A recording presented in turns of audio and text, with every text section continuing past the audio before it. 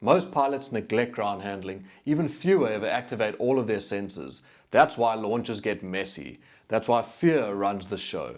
What we want is to reconnect with our emotional bodies, like a jaguar that silently tunes into sounds, patterns, movements, and smells.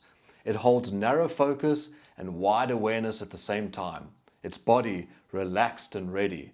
It notices when things feel different or strange, and when prey comes into view, it launches into powerful, decisive, effortless action. This video gives you a roadmap for chaos training, a progressive system to build the skills and muscle memory you need to become a jaguar on takeoff. This isn't about being reckless.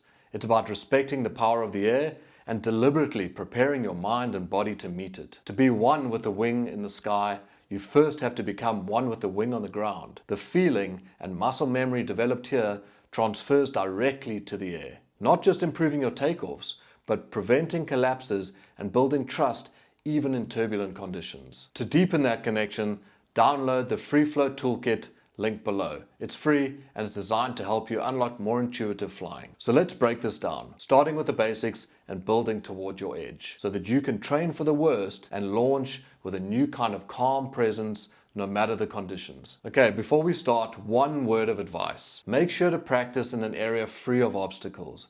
If you do get dragged, you want enough space to stop the wing safely. Train with an experienced pilot or an instructor if possible. Okay, ready?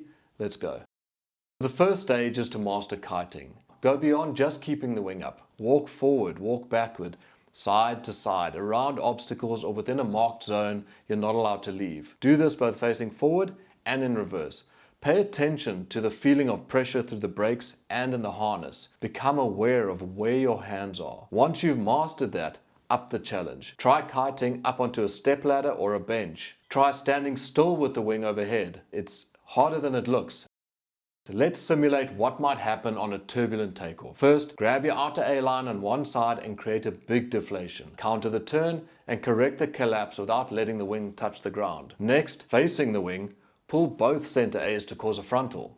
Allow it to recover, be ready for a dynamic opening. Then, purposely, lay out your glider with one tip passed through the lines, a cravat simulation. Bring the glider up, keep it stable overhead, and use the stabilo line to clear it.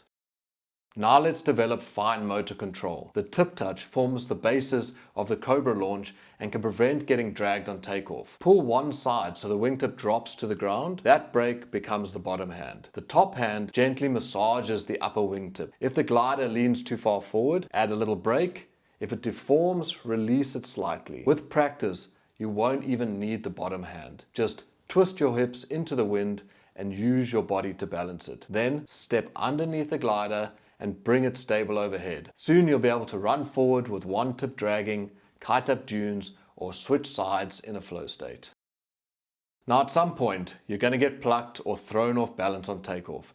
And most pilots in this situation panic, trying to kill the wing and often making it worse. But not you. Here's how to train it. Lean back in your harness, sit down, and then lie back. Keep the glider steady overhead using subtle early inputs. Eventually, do it with your eyes closed. Feel the wing through the brake pressure rises and harness. This is the same awareness that keeps your glider open in turbulence or when flying backwards twisted. If you're being pulled backwards, you can also turn and face the wing and sit down as it works like an anchor. If you now try to kill it, but pulling the brakes is dragging you, you can collapse the wing by using the back risers, pull them down hard so it stalls. To get up from this position, pull your brakes lightly, stand up as you feel the pressure, and then ease off the brakes and return to neutral.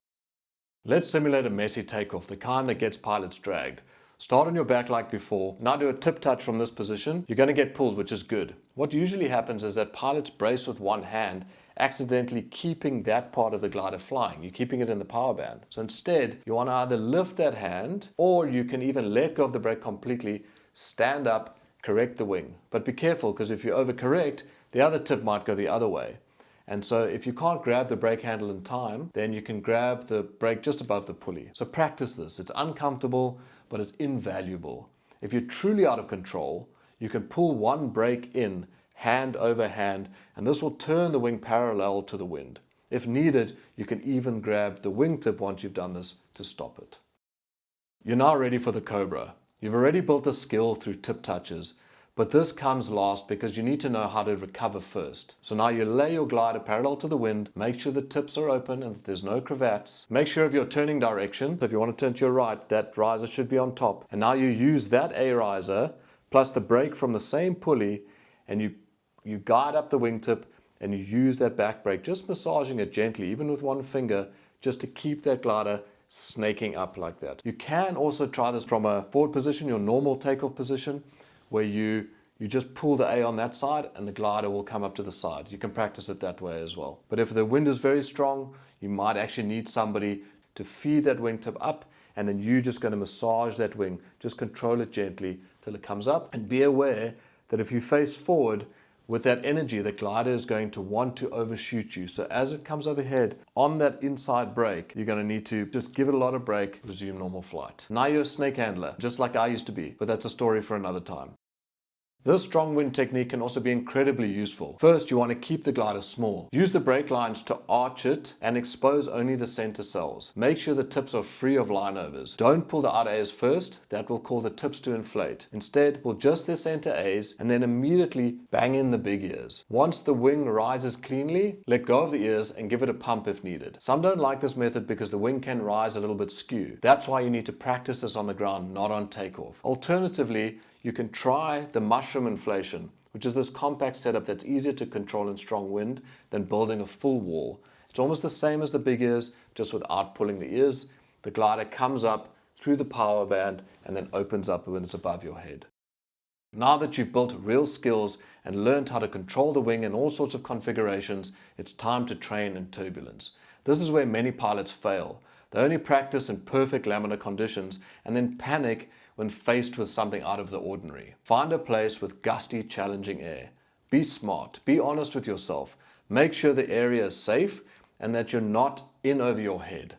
Start with mild turbulence and then build up. This shaped me as a pilot, and it will shape you, because once you've built a foundation and pushed your edge, turbulence becomes less of a threat and more of a conversation. You're no longer fighting, you're simply responding. You've trained for this. Your body knows what to do. This isn't about being fearless. It's about being so prepared that fear doesn't paralyze you. It's about moving past resistance into awareness and finding flow in the middle of it all. What many pilots don't realize is that every now and again you might have a completely failed takeoff. And if you are now suddenly twisted, or you're flying upside down, or you're in a configuration that you have never expected before, if you've built these skills on the ground, you know how to fly your glider out from any position, you'll be able to recover that with ease because you are mentally connected to your wing. You're going to keep flying the glider, and that means you're not going to panic and turn yourself into the ground. You're going to have much more chance of actually coming away from that mistake in one piece.